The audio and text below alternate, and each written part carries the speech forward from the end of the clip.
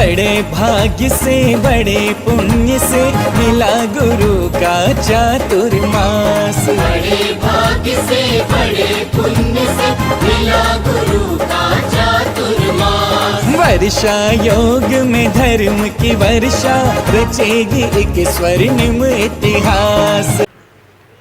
गुरु वंदना करते हैं। गुरुदेव गुरुदेव गुरुदेव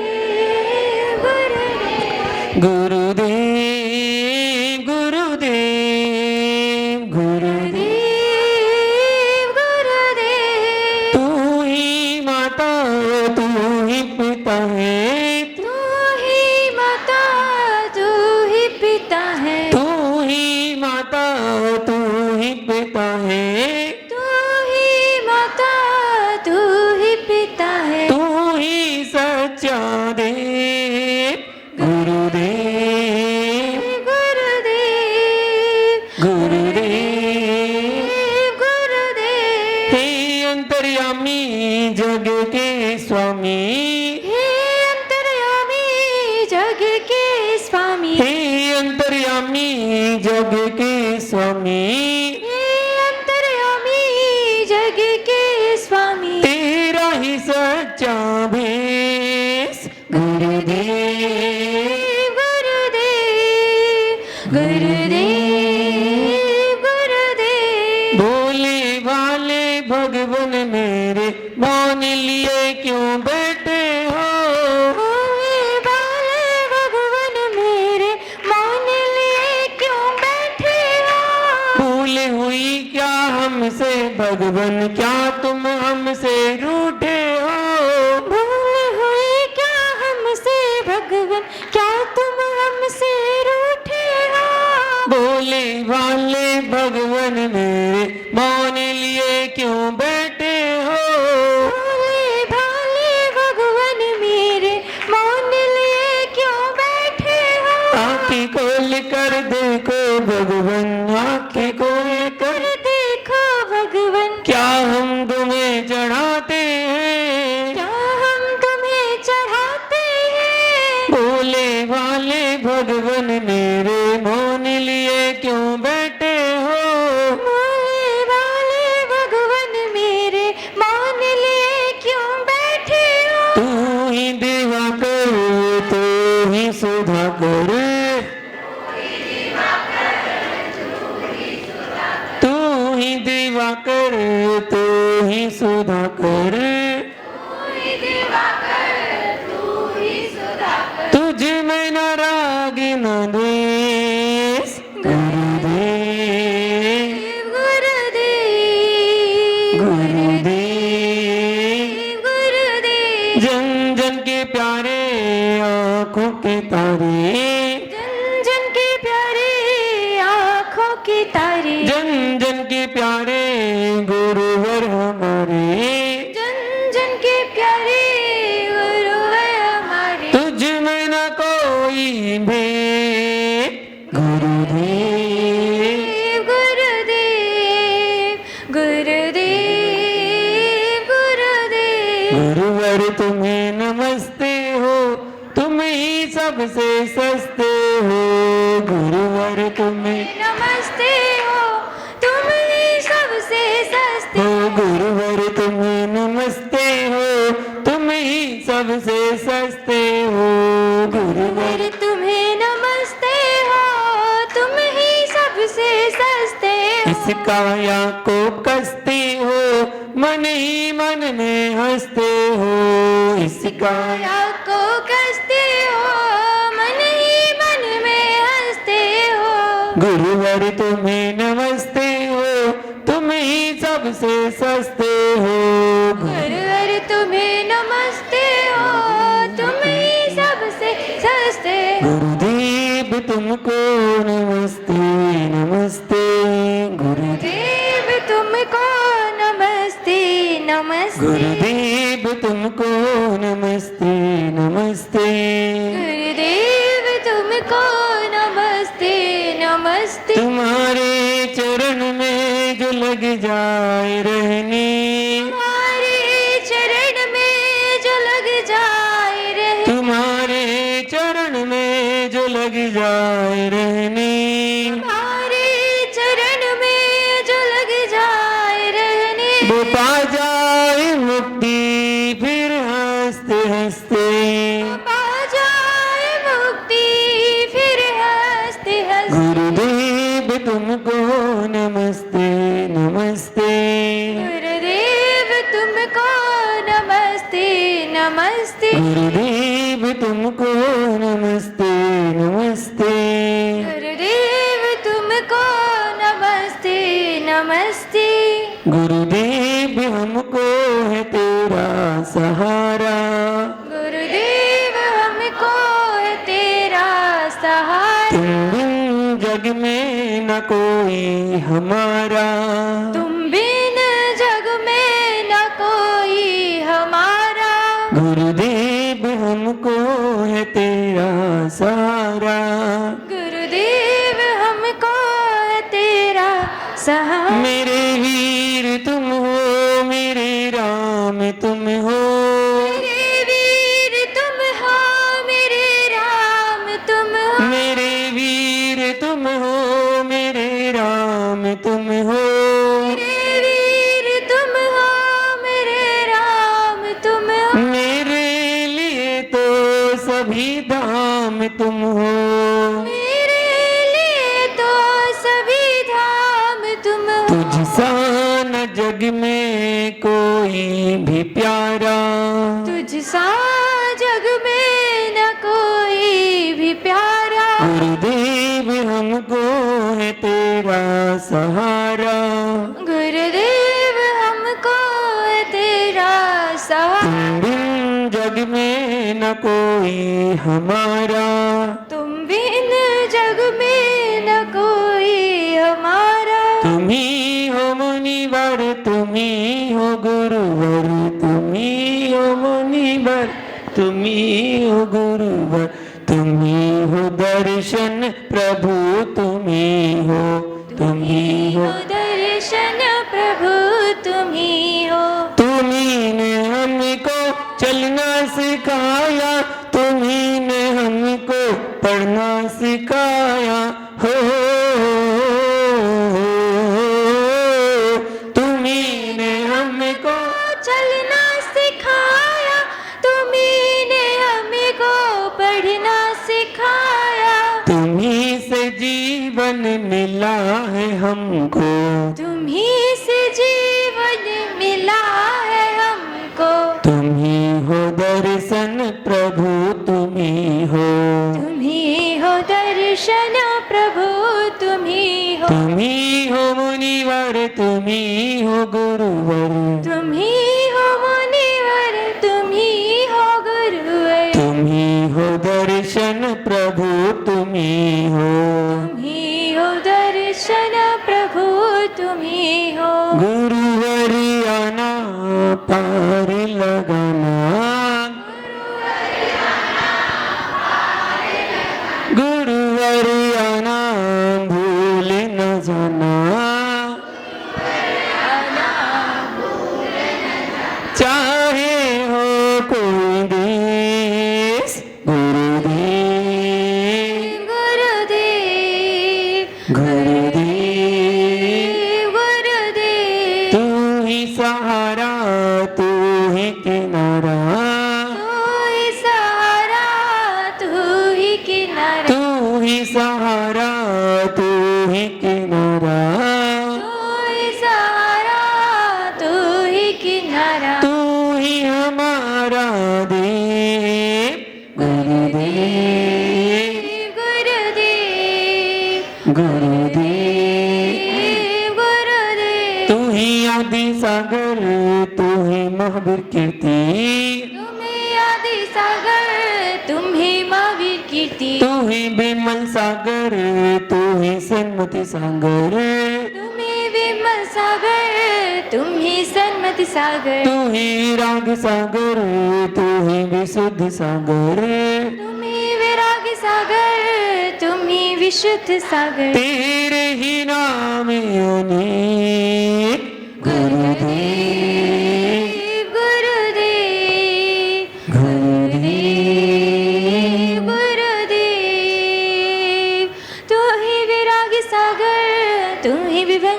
सागर, तुम ही विराग सागर, तुम ही विभंजन सागर, तेरे नाम अनेक। गुरुदेव गुरुदेव गुरुदेव गुरुदेव। प्रतिकोण करेंगे सभी लोग। हे भगवान, आज दिन भर में हमारे द्वारा हमारे द्वारा जाने अनजाने में, जाने अनजाने हमारे मूल गुणों में, हमारे मूल गुण, हमारे उत्तर गुणों में, हमारे उत्तर गुणों, हमारे कर्तव्यों में, हमारे कर्तव्य, हमारे व्रतों में हमारे व्रत, जो भी अत्याचार, अनाचार अनाचार या दोष लगे हों, दोष लगे हों, उसके लिए हम सभी प्रतिक्रमण करते हैं। प्रतिक्रमण करते हैं। हमारे द्वारा आज दिन भर में जो भी एक इंद्री, एक इंद्रिय, दो इंद्री, दो इंद्रिय, तीन इंद्री, चार इंद्री, पंच इंद्री, जीवों की मन वचन काय से, मन वचन काय कृत कार्य अनुमोदना से कार्य अनुमोदन विराधना हो गई हो, विराधना हो गई हो, उसके लिए तो उसके हम सभी क्षमा मांगते हैं। क्षमा मांग हमारे द्वारा हमारे आज दिन भर में आज दिन भर जो भी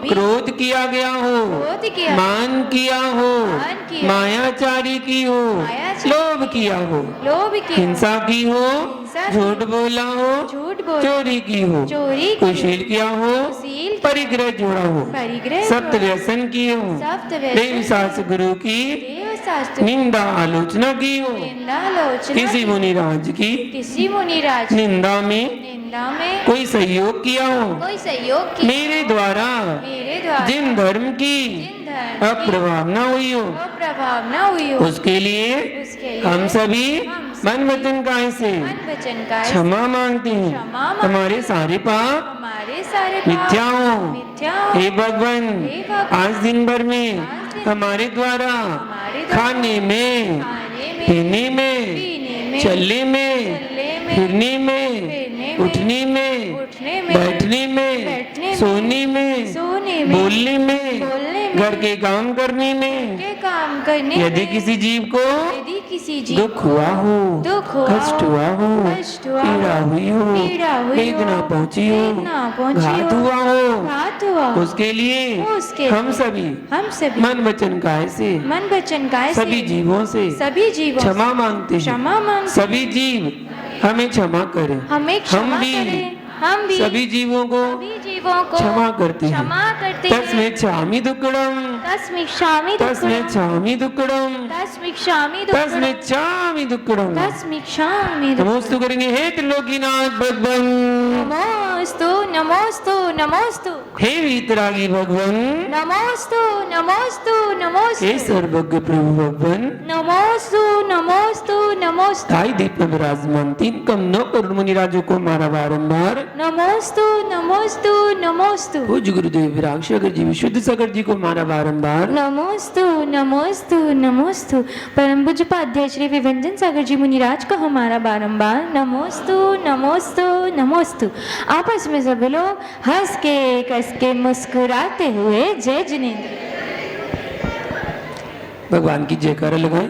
आदिनाथ भगवान की जय जय जय, चंदा प्रभु भगवान की जय जय जय, वासुभुज भगवान की जय जय जय, शांतिनाथ भगवान की जय जय जय, नेमिनाथ भगवान की जय जय जय, पारसनाथ भगवान की जय जय जय, महावीर भगवान की जय जय जय, गुरुवर राम सागर जी मुनिराज की जय जय जय, गुरुवर विशुद्ध सागर जी मुनिराज की जय जय जय, अहिंसा में विश्व धर्म की जय जय जय, विभंजन सागर जी मुनि राज्य की जय जय जय, समस्त मुनि संघ की जय जय जय।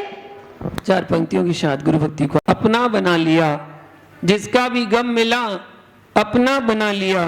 तुम रो रो कर भी अपने गम का बोझ हल्का ना कर सके, तुम रो रो कर के भी अपने मन का बोझ हल्का ना कर सके। हमने हंसी की आड़ में हर गम को छुपा लिया, हर गम को छुपा लिया।